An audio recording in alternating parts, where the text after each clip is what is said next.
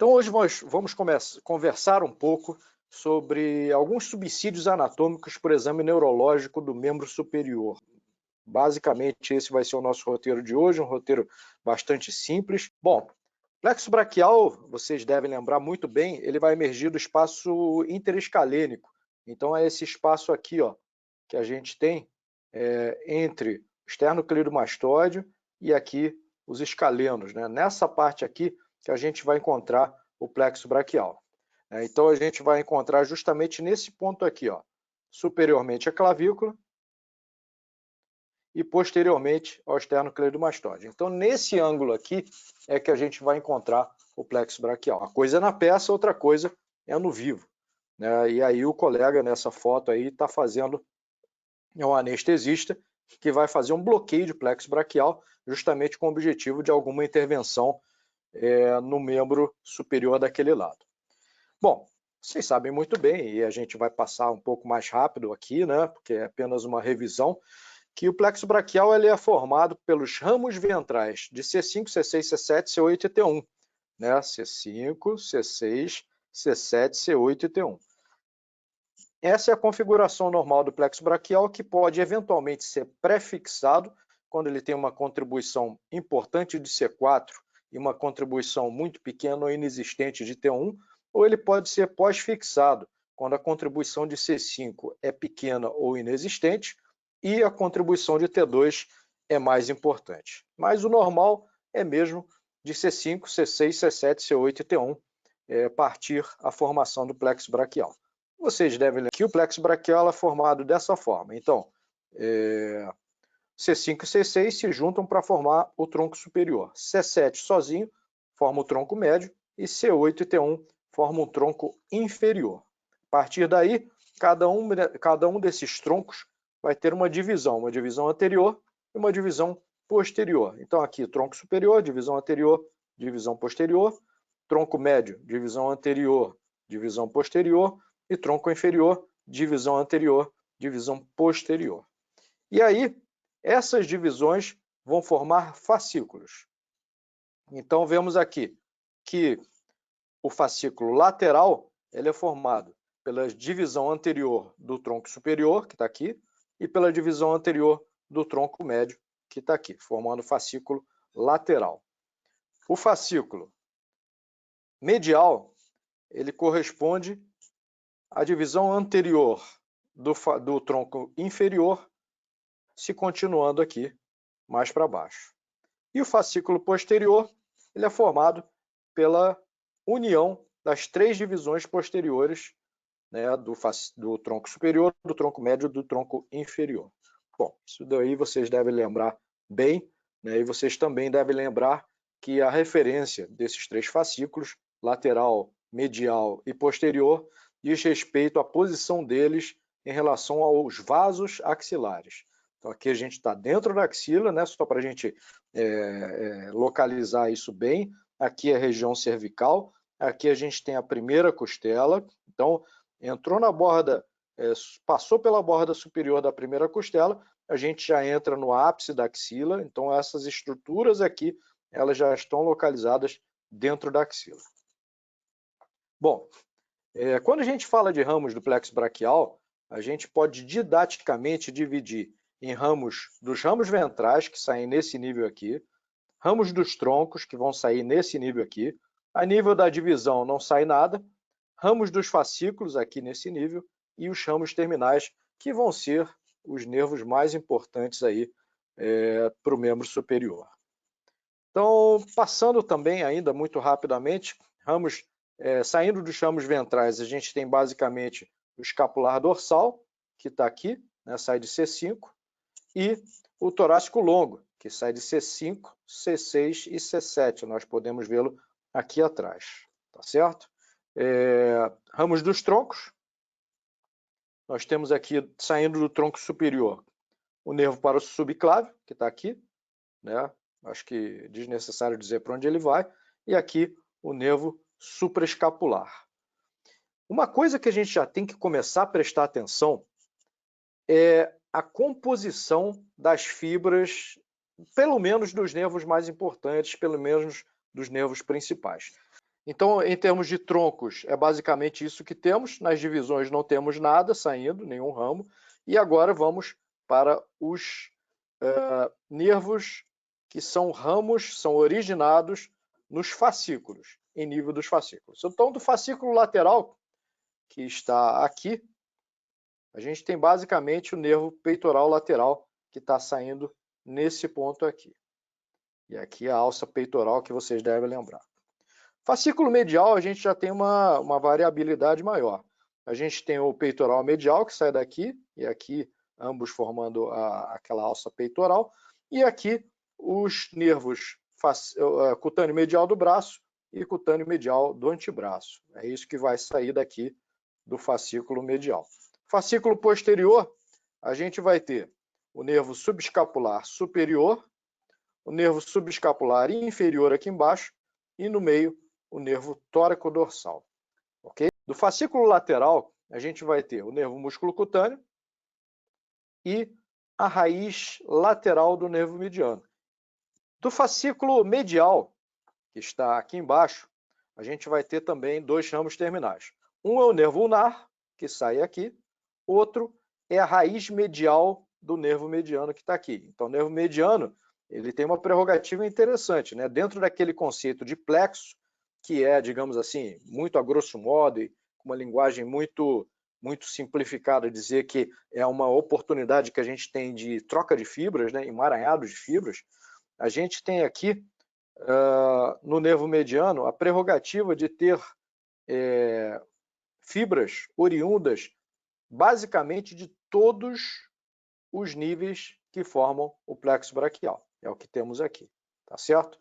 Em compensação, o nervo ulnar, ele só tem fibras de C8 e de T1, conforme podemos ver. E, finalmente, o fascículo posterior, ele tem dois ramos terminais, que são o nervo axilar, que sai aqui, e o nervo radial, que também tem uma prerrogativa interessante. Ele tem contribuições aí na sua formação, basicamente, de todos os níveis do plexo braquial, já que todas as divisões posteriores dos três troncos se juntam para formar o fascículo posterior. No entanto, as fibras que formam o nervo axilar, que estão aqui, são somente as fibras que são provenientes desse caminho aqui, C5 e C6, tronco superior, divisão posterior e vindo para cá, dando o nervo axilar. A gente precisa de alguns subsídios para fazer um exame neurológico. Então, quando a gente olha, por exemplo, e hoje a gente vai analisar somente os principais, e voltando um pouquinho aqui no slide, né, a gente poderia fazer uma análise diferente no sentido inverso. Então, quando a gente vai do nervo para o movimento, é nervo, músculo inervado e movimento executado por esse músculo. Por outro lado, a gente pode fazer uma análise ao contrário, do movimento para o músculo que executa aquele movimento e para o nervo. Então, muitas vezes, a coisa se apresenta da seguinte forma: o paciente chega para você com uma queixa. Ele diz assim, eu não consigo levantar o braço. Bom, você sabe que o levantar o braço, óbvio que ele não vai dizer assim, não consigo fazer esse movimento. Então, ele vai chegar assim, eu não consigo levantar o braço. Desse lado eu levanto, mas desse lado eu não consigo. Então, você sabe que aquele movimento corresponde à abdução do braço, e você sabe que quem faz a abdução do braço é principalmente o deltoide. E aí você lembra que quem inerva o deltoide é o nervo axilar. Então, aí você fez um raciocínio diferente, no sentido inverso. Mas o nosso objetivo hoje aqui é analisar o que aconteceria com a lesão dos principais ramos do plexo braquial, que são aqueles ramos terminais, e é a eles que nós vamos nos deter agora. Começando aqui pelo nervo músculo cutâneo. Vamos lá, o músculo cutâneo, conforme vocês já viram, ele é um dos ramos do fascículo lateral. E ele tem na sua composição fibras de C5, C6 e C7. Óbvio, fascículo lateral só tem fibras de C5, C6 e C7, porque ele só recebe daqui e daqui, ok?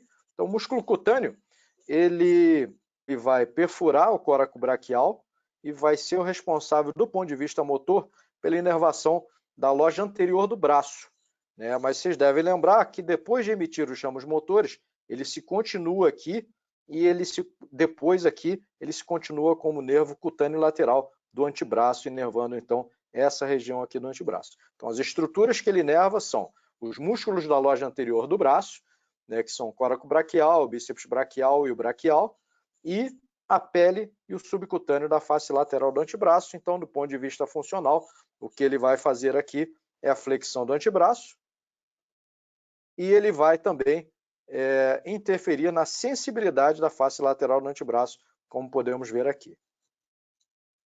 Então, quando a gente fala de uma lesão de nervo músculo cutâneo, o que pode causar uma lesão de nervo músculo cutâneo?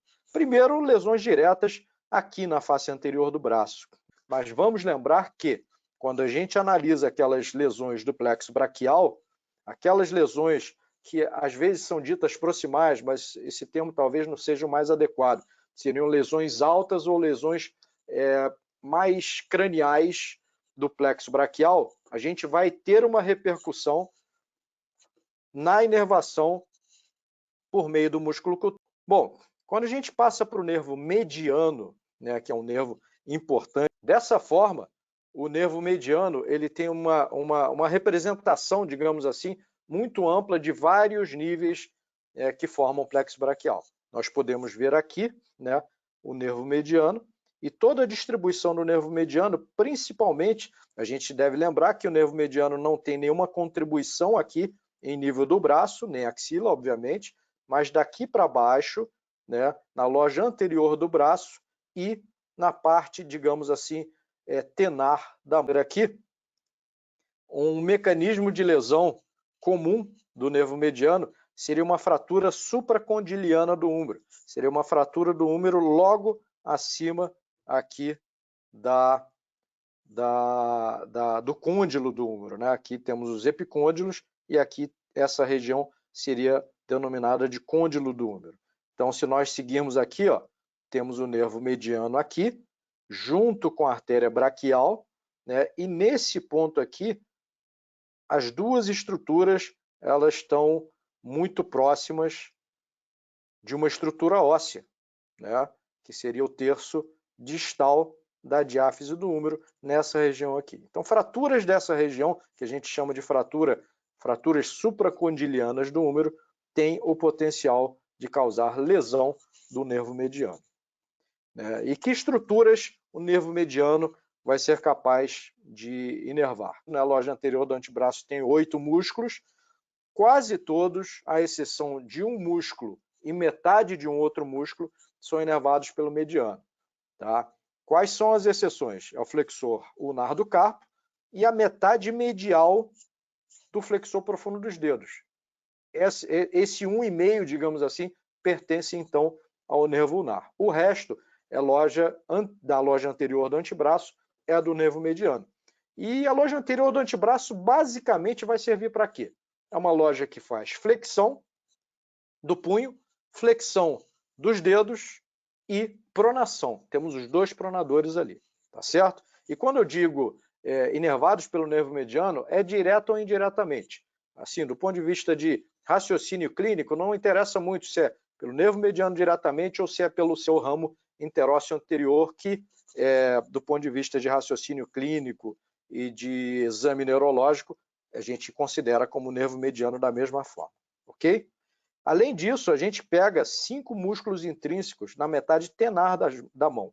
Então, assim, sem entrar em grandes detalhes, a gente sabe que a musculatura tenar, boa parte da musculatura tenar, ou seja, a musculatura relacionada com o polegar, relacionada com a flexão do polegar e com a abdução do polegar, também vão ser inervadas pelo nervo mediano. Além disso, temos parte da pele da palma, como já dissemos aqui, né? Quarto dedo para a lateral. Aqui da mesma forma, quarto dedo para a lateral. Então, do ponto de vista funcional, o nervo mediano vai ser responsável pela flexão do punho, flexão e adução do polegar, flexão do segundo e terceiro dedos, principalmente, afinal de contas, o flexor superficial dos dedos é todo do mediano, mas o flexor profundo dos dedos, a metade lateral é do mediano. Então, a metade que vai pegar esses dois dedos aqui. E lembrar disso vai ser importante daqui a pouco, quando a gente tiver a oportunidade de ver qual a consequência de uma lesão do nervo mediano. Existe uma atitude da mão que é bastante típica, que a gente vai ver daqui a pouquinho. E a pronação, os dois pronadores também são inervados pelo nervo mediano. E nessa área amarela, nessa figura aqui, né, então a lesão do nervo mediano, quando a gente tem essa lesão em nível um pouquinho mais alto, né, por exemplo, a gente pode ter uma fratura supracondiliana do húmero, como eu falei, o nervo mediano também pode ser lesionado por traumas diretos na região anterior do antebraço, né? Então, dependendo do nível onde ele é comprimido ou mesmo lesionado, a gente vai ter uma repercussão diferente, e aí é muito simples, é só a gente raciocinar onde que está o nível de cada inervação. E a atitude, assim, o achado no exame clínico típico, né, de lesão do nervo mediano é a mão da bênção, né? Nervo ulnar é a parte mais baixa do plexo braquial. Então, as fibras que compõem o nervo ulnar têm origem em C8 e T1, tá certo? E aqui nós vemos a distribuição do nervo ulnar, aqui um ponto de reparo importante, né, ele passando posteriormente aqui ao epicôndilo medial e fazendo a sua inervação, lembrando que em nível do braço ele não tem nenhuma contribuição. A nível do antebraço é uma contribuição pequena, vocês devem lembrar, né, acabamos de comentar, é 1,5 músculo, basicamente, né, o flexor ulnar do carpo e metade medial do flexor profundo dos dedos, e a grande contribuição do nervo ulnar é aqui a nível da mão. Não só na eminência hipotenar, mas na maior parte dos músculos intrínsecos da mão. Então, todos os interósseos, palmares e dorsais, são do nervo ulnar, né? Os lumbricais, eles vão ser metade do ulnar, metade do mediano. Vocês devem lembrar, imagino que vocês lembrem, que a origem dos lumbricais é no tendão do flexor profundo dos dedos. Então, se a gente tem metade lateral do flexor profundo dos dedos inervada pelo nervo mediano, então é natural pensar que o primeiro e o segundo lumbricais, que estão relacionados com aqueles tendões, vão ser inervados pelo nervo mediano também. E quando a gente lembra que a metade medial do nervo ulnar está aqui, metade medial do flexor profundo dos dedos é inervada pelo nervo ulnar, então é lógico supormos que os dois lumbricais que estão relacionados com aqueles tendões, que são o 3 e o 4, também tenham inervação do nervo ulnar, ok? Então, seguindo aqui, né, o nervo ulnar, ele tipicamente pode ser lesionado ou sofrer compressão, né, por meio de uma contusão ou fratura no epicôndilo medial, como vemos aqui. Então, o que o nosso amigo nervo ulnar vai fazer? Então, o nervo ulnar, como dissemos, né, pega um pedacinho da loja anterior do antebraço, 1,5 músculo, basicamente, e a maior parte dos músculos intrínsecos na mão. Podemos ver aqui um detalhe maior, tá? Além disso, ele vai ter uma parte sensitiva que vai pegar um pedacinho da pele da palma e do dorso. O nervo ulnar tem essa característica, ele é muito importante na mão, é 0 no braço, é pouco no antebraço, mas é muito importante na mão, ele é o nervo mais importante da mão. Isso já nos diz uma coisa, né? Olha só, um raciocínio interessante que a gente já pode fazer.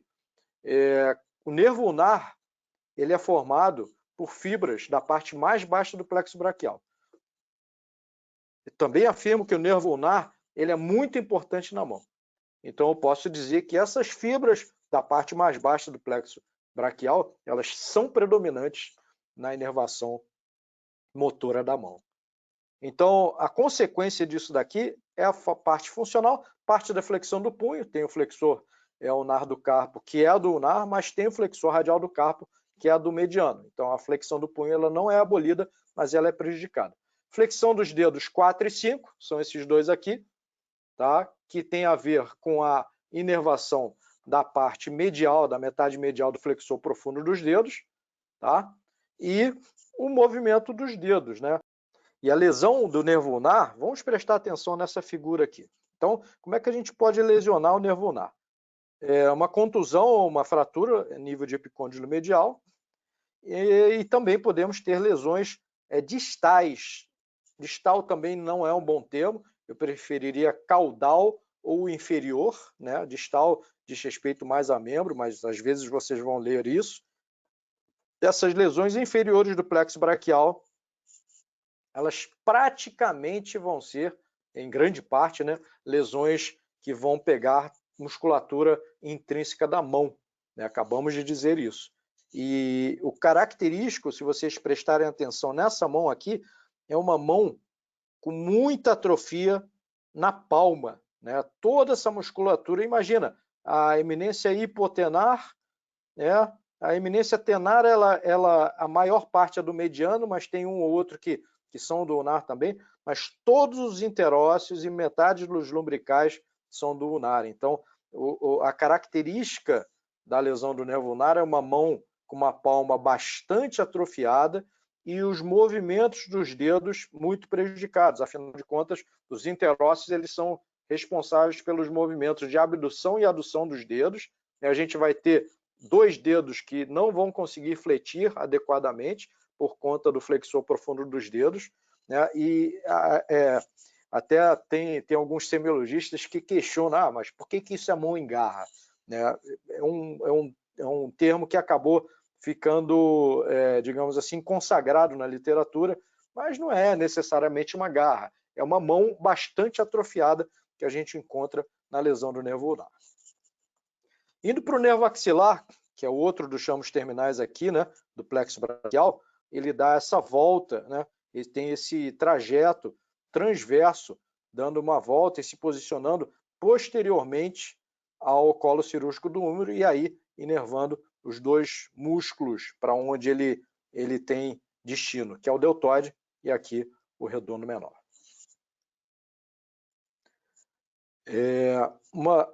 Uma forma típica, né, uma lesão típica relacionada com a fratura do colo cirúrgico do húmero, por razões anatomicamente óbvias, né, é a lesão do nervo axilar. As estruturas, conforme já dissemos, são 2, é o deltoide e o redondo menor, né? Nessa figura podemos ver isso claramente aqui, inervação do deltoide, inervação do redondo menor aqui.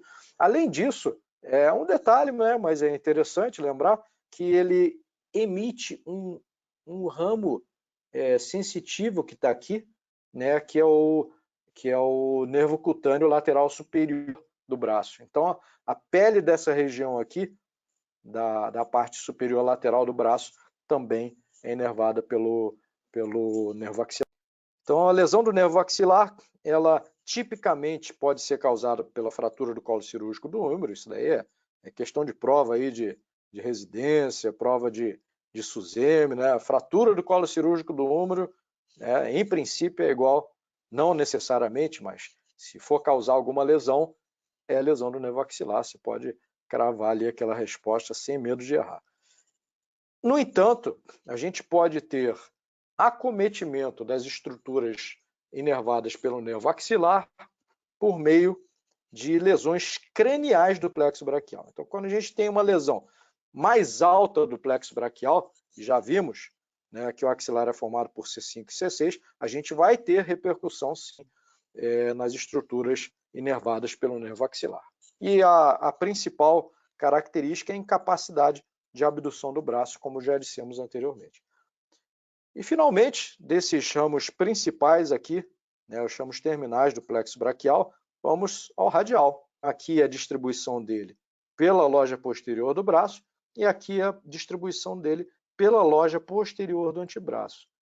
A gente sempre comenta, sempre gosta de comentar que o nervo radial ele é um nervo que inerva tudo que é posterior e, por consequência, ele é um nervo relacionado com tudo que é extensão, né? Principalmente. Se a gente tiver que lembrar de alguma coisa do radial, é isso. É relacionado com extensão e com as lojas posteriores. Como ele passa muito próximo da diáfise do húmero, né, parece natural supor que ele possa ser lesionado no caso de uma fratura da diáfise do húmero. Então, a lesão típica neurológica da fratura da diáfise do húmero no seu terço médio, médio para distal, é a lesão do nervo radial. E conforme dissemos há pouco, né, o nervo radial ele pega absolutamente tudo que é posterior. Loja posterior do braço, loja posterior do antebraço, para aqueles que gostam de dividir o antebraço em loja anterior, lateral e posterior, ele pega a lateral e pega a posterior, tá certo? Então tá aqui.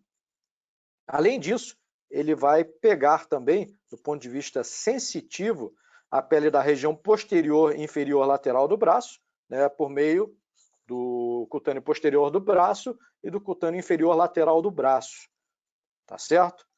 E, além disso, ele pega a região posterior do antebraço por meio do cutâneo posterior do antebraço. E chega ainda em nível da mão, né, por meio do seu ramo cutâneo, inervando o que sobrou do dorso da mão. Vocês lembram que o nervo ulnar ele pegava a divisão no terceiro dedo dali para lateral, desculpem, dali para medial. E aqui o restante do dorso da mão, do meio do terceiro dedo para lateral, é do radial. Então a repercussão funcional é extensão do antebraço, extensão da mão, extensão dos dedos, ou seja, extensão de tudo. Extensão do antebraço, perde. Extensão da mão, perde. Extensão dos dedos, também perde. Tá certo? Além disso, a supinação fica prejudicada, porque o supinador ele está na loja posterior do antebraço, na sua região mais profunda, mas o bíceps braquial também é capaz de fazer supinação. Então, a supinação ela não está abolida completamente, mas ela está certamente prejudicada. E do ponto de vista sensitivo, toda a sensibilidade dessas regiões que citamos, mais uma vez, região posterior do braço, região lateral inferior do braço, região posterior do antebraço e parte do dorso da mão, meio do terceiro dedo para a lateral, como vemos aqui nessa área rosa aqui, ok? E a lesão típica do nervo radial, né, que pode acontecer na fratura da diáfise do húmero, é a lesão do punho caído, né?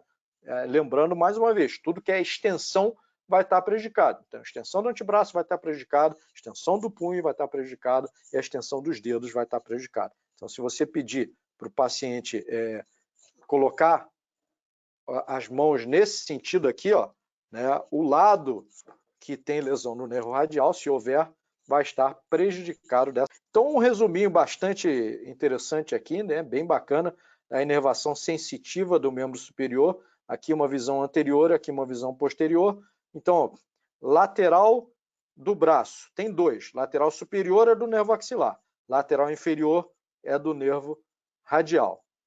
Tem o cutâneo medial do braço, que é ramo do plexo braquial, e aqui com muita frequência a gente tem uma contribuição do intercosto braquial, tá certo? O cutâneo medial do braço também é ramo do plexo braquial, lá do fascículo medial, vocês devem lembrar, tá? Aqui, o cutâneo lateral do antebraço, que vemos aqui também, é continuação do músculo cutâneo, depois que ele dá as suas raízes motoras, né? Aqui nessa visão posterior a gente vê bem aqui, né, o cutâneo posterior do braço e do antebraço, ambos ramos do radial. E aqui aquela divisão que a gente já viu na mão, a gente sabe de cor, né? Na palma da mão, meio do quarto dedo é a divisão, daqui para a lateral é do mediano, daqui para medial é do ulnar. E no dorso da mão, o dedo de divisão é o terceiro dedo. Daqui para medial é o ulnar, daqui para lateral é o radial. Tem uma outra análise que também é bastante interessante da gente fazer, que são os dermátomos do plexo braquial.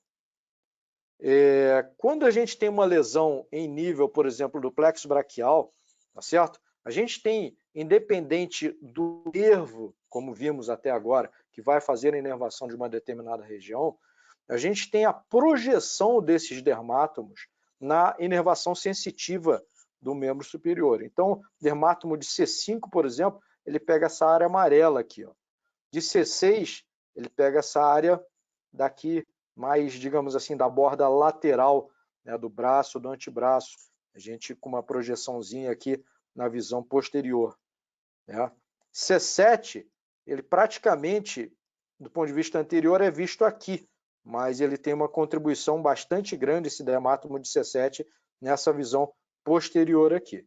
C8, mesma coisa, aí ele já vai pegar essa borda medial, tanto do braço, quanto do antebraço, quanto essa parte aqui mais medial da mão, os dois, dedo 4 e dedo 5, mas com uma contribuição maior aqui quando a gente vê a vista posterior, mas sempre nessa borda medial do braço, antebraço e mão. E T1 pega essa área rosa aqui, né? Bem visível anteriormente e muito pouco visível do ponto de vista posterior, mais visível aqui anteriormente. Então isso daqui é uma outra forma também da gente testar quando a gente faz o exame neurológico do membro superior. Então vamos falar rapidamente de algumas lesões do plexo braquial, mas vamos falar um pouquinho só para a gente dar uma ideia para vocês de tipos de lesões de nervos periféricos, né? Basicamente a gente pode ter 3 tipos de lesões, a que a gente chama de neuropraxia, né, que é uma lesão fechada, geralmente é uma lesão causada por um mecanismo de contusão, né? Essa lesão fechada, né, não é uma lesão aberta, você não tem um ferimento. Geralmente é uma pancada, uma contusão, onde você contunde diretamente a região do nervo, e volto a dizer, é muito fácil fazer isso em regiões onde o nervo está próximo de um osso, entre o nervo e o osso é muito mais duro, obviamente o nervo, se for comprimido ali, se levar uma pancada, ele sai perdendo. Então, a neuropraxia ela é uma lesão fechada, você tem uma interrupção da condução neuronal, mas você não tem perda de continuidade de axônios, você não tem lesão anatômica de axônios. Já a axonotimese, ela vai envolver degeneração axonal, ok? Existe perda da continuidade do axônio, da sua bainha de mielina, mas está preservada aquela embalagem de tecido conjuntivo, perineuro e epineuro.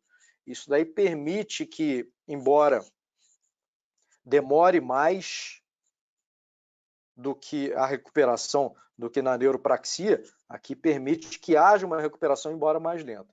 Agora, a neurotimese, timese significa interrupção.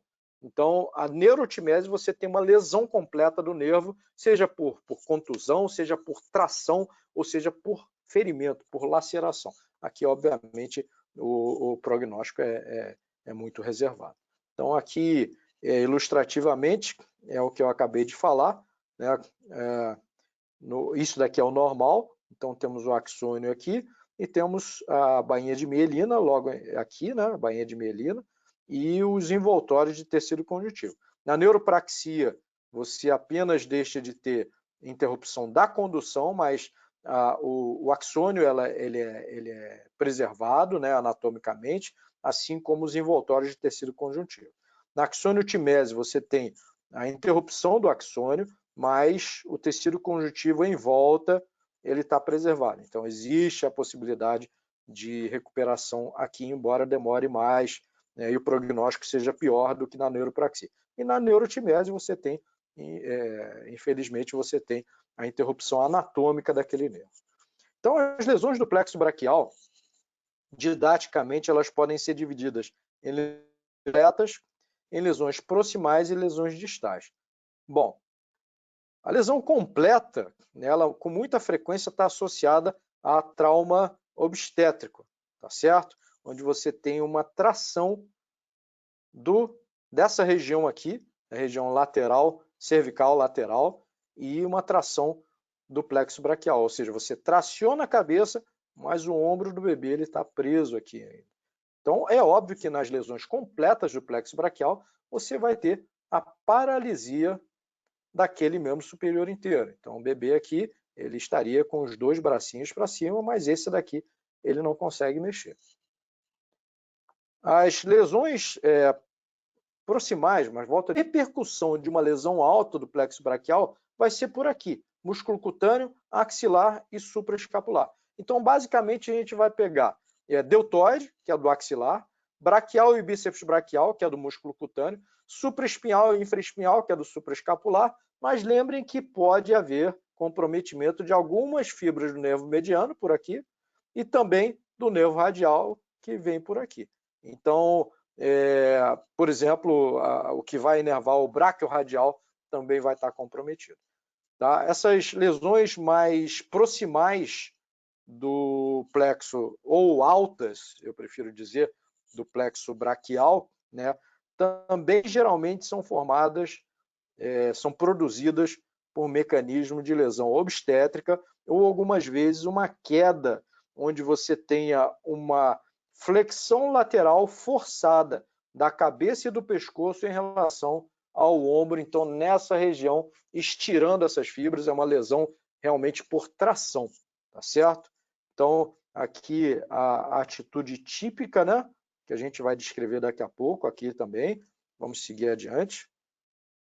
Então, isso daí é uma simulação, né, onde se vê aí a tentativa de parto normal, né, primeiro passando a cabeça do bebê pela passagem ali, pela abertura superior da pelve, indo mais abaixo, né, então saindo aí pelo canal do parto, mas quando chega nesse ponto, nesse momento, vocês notam que existe uma tração, né, do plexo braquial, o que poderia ocasionar, poderia produzir esse tipo de lesão.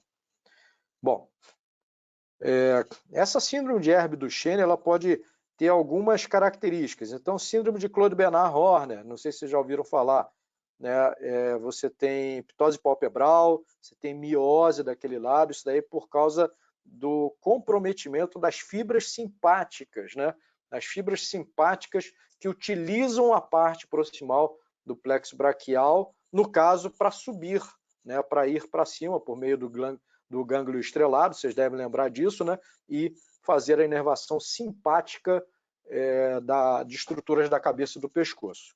Além disso, nós temos a rotação medial do ombro. O ombro ele é rodado medialmente, por quê? Porque você tem paralisia dos rotadores laterais, né? Principalmente do infraespinhal aqui. Além disso, o redondo menor, que é do axilar, também está prejudicado. Você tem a atrofia do braço, porque você perde toda a região anterior do braço, e você tem um punho que tende a ser fletido, porque você tem a paralisia dos extensores do punho. São fibras do radial que saem de C5 e C6 e configurando, então, já que você perde os extensores, a tendência é que o tônus dos flexores predomine, e aí alguém, por alguma razão que a gente não entende muito bem, a gente até entende, mas a analogia é infeliz, né? Coloca-se aqui, apelidou-se isso daí como mão do garçom. Traduzindo ao pé da letra, é a mão do garçom que espera uma gorjeta. Sinceramente, eu nunca vi um garçom esperar uma gorjeta dessa forma, mas é assim que descreveram e é assim que vocês eventualmente vão ler. E a lesão distal do plexo braquial, ela é conhecida como lesão de Klumpke ou de Dejerine-Klumpke, né? Ela, como eu disse para vocês, né, olhando aqui, ó, C8 e T1, né, tronco inferior, divisão anterior está aqui, a gente vai chegar no nervo ulnar. Então, essas lesões mais baixas do plexo braquial, elas praticamente estão relacionadas com lesões do nervo ulnar. Então, as causas mais comuns estão aqui, né? Puxar o membro superior subitamente, principalmente se for recém-nascido. Aqui as características, né? Características muito relacionadas ao que a gente vai ver aqui, né? Um comprometimento da função dos músculos intrínsecos das mãos, né? Com a famosa mão em garra, né? Supinação e flexão do punho dos dedos. Mesmo as fibras do mediano que saem da parte mais baixa do plexo braquial, elas vão para a eminência tenar, né? Então é tudo aquilo que o que a gente falou há pouco. Todas essas fibras que têm origem mais baixa, elas vão lá para a parte mais distal mesmo, e essa é a característica, então, da mão daquele paciente que tem essa lesão mais distal. Isso é menos frequente do que a lesão proximal, mas com alguma frequência vocês vão poder ver isso, ok? Então, eu gostaria de agradecer a atenção de vocês.